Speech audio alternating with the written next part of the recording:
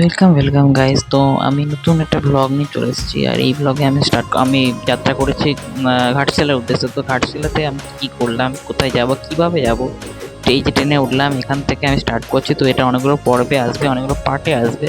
তো দেখতে থাকো, আমি অনেক সাইট সিন দেখাবো, অনেক কিছু দেখাবো, যেগুলো তোমার সাথে শেয়ার করবো নানা ব্লগের নানা রকম পর্বেতে। তো দেখতে থাকো আর মজা নিতে থাকো। আর আমি এই ট্রেনে যাত্রা স্টার্ট করলাম। তো এই পর্বটা হলো পর্ব 1। তো দেখতে থাকো, সঙ্গে থাকো।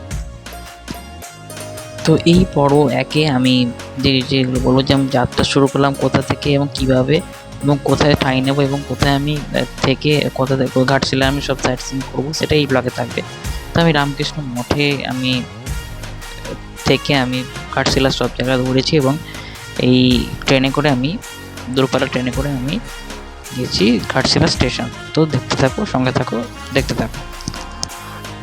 তো এটা হলো রামকৃষ্ণ মঠের ফ্রন্ট সাইড। এখান দিয়ে শরণার্থীরা যারা থাকে তারা ঢোকে। তো আমি কিছু রামকৃষ্ণ মঠে কিছু মুহূর্তগুলো এবং কিছু ভিডিওস টিপস আমি শেয়ার করলাম আপনাদের সঙ্গে। তো দেখতে থাকুন। আর এই পর্বটা এই পর্যন্ত থাকবে।